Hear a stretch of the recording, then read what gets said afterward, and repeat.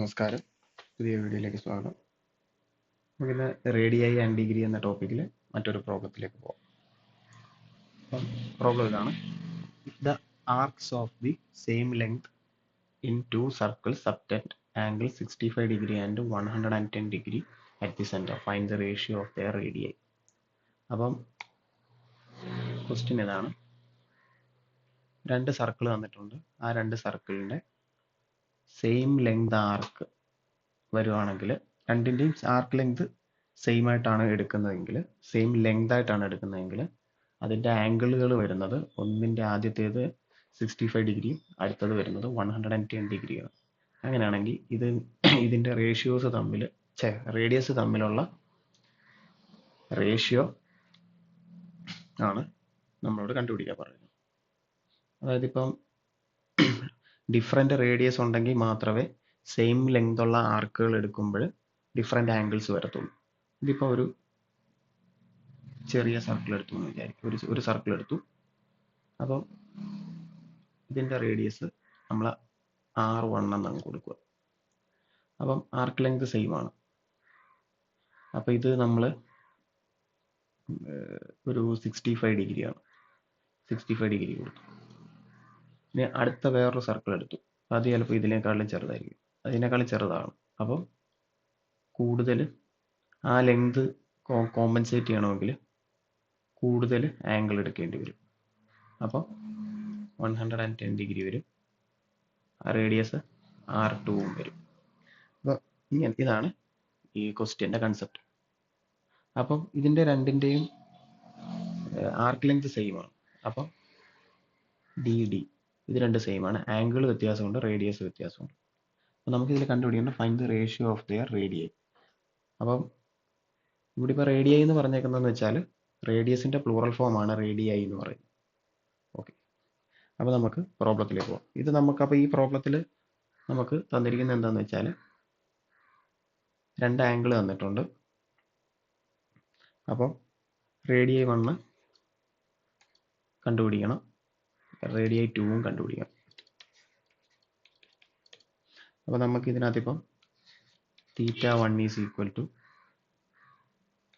D/R1, θ2 is equal to D/R2.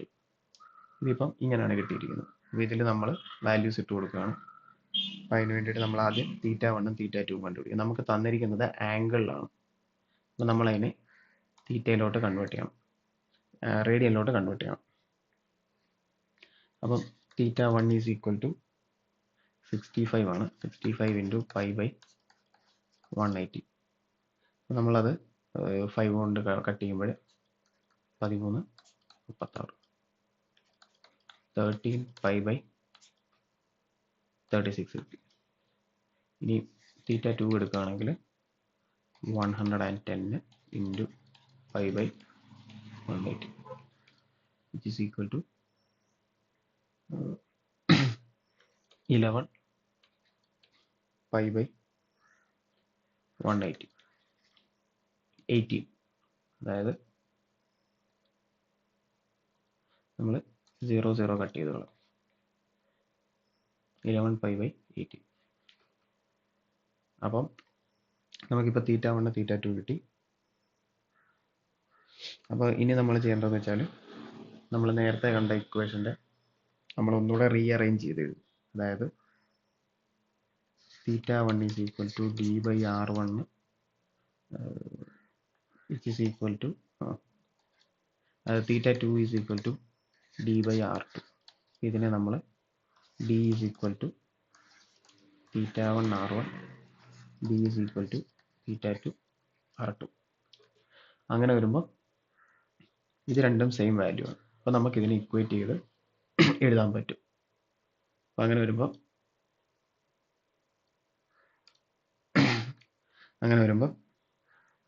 θ1R1 is equal to θ2R2 എന്ന് എഴുതാം. ഇനി നമ്മൾ റേഡിയസുകളുടെ റേഷ്യോ ആണ് നമ്മൾ കണ്ടുപിടിക്കേണ്ടത്. അപ്പോൾ അതിന് വേണ്ടിയിട്ട് R1/R2 ഈസ് ഈക്വൽ ടു θ2/θ1. നമ്മളപ്പോൾ ഇങ്ങനെ റീഅറേഞ്ച് ചെയ്ത് എഴുതാം.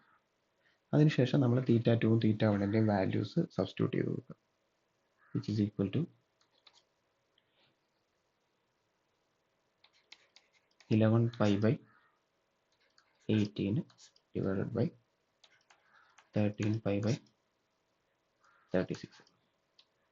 പിന്നെ നമ്മൾ റീഅറേഞ്ച് ചെയ്ത് എഴുതുമ്പോൾ 11 pi by 18 which is equal to 36 by 13 pi. ഇതിൽ നമ്മൾ ഈ ഇംപ്ലൈസ് എന്ന് പറയുന്ന സിമ്പിൾ ഇട്ടതിൻ്റെ കാര്യം എന്ന് വെച്ച് കഴിഞ്ഞാൽ നമ്മൾ ഒരു സ്റ്റെപ്പിൽ തന്നെ രണ്ട് ഈക്വൽ ടു സൈൻ യൂസ് ചെയ്യാതിരിക്കാൻ വേണ്ടിയാണ് നമ്മൾ ഇംപ്ലൈസ് കൊടുത്തത്. അത് സെയിം മീനിങ് തന്നെയാണ്. ഈക്വൽ ടു എന്നുള്ളതാണ് അടുത്ത സ്റ്റെപ്പ് എന്നുള്ളതാണ് നമ്മൾ ഇംപ്ലൈസ് കൊണ്ട് ഉദ്ദേശിക്കുന്നത്. പിന്നെ ഈ ഒരു കൺവേർഷൻ ചെയ്ത, അതായത് ഇങ്ങനെ കടന്നതിനെ ഈ ഒരു കൺവേർഷൻ ചെയ്തത് എങ്ങനെയാണെന്ന് വെച്ച് കഴിഞ്ഞാൽ A by B divide by C by D ആണെങ്കിൽ it is equal to A by B into D by C എന്നാണ് നമ്മൾ എഴുതുക. അതായത് ഇതിലെ ഡിനോമിനേറ്ററിനെ മറ്റേതിൻ്റെ ന്യൂമറേറ്ററുമായിട്ടായിരിക്കും മൾട്ടിപ്ലൈ ചെയ്യുക. ഓക്കെ, അപ്പോൾ ഇവിടെ ഇനിയും വരുമ്പോൾ 18 ഒരു തവണ, 36 രണ്ട് തവണ വരും. അപ്പം അതേപോലെ തന്നെ പൈ ക്യാൻസൽ ആയിപ്പോയി, which is equal to 22 by 30. അതായത് R1 by R2 is equal to 22 by 30. അതായത് അപ്പം റേഷ്യോ വരുന്നത് എങ്ങനെയാണെന്ന് വെച്ചാൽ R1 is to R2 which is equal to 22 is to 30. ഇതാണ് ഫൈനൽ ആൻസർ വരിക. Thank you.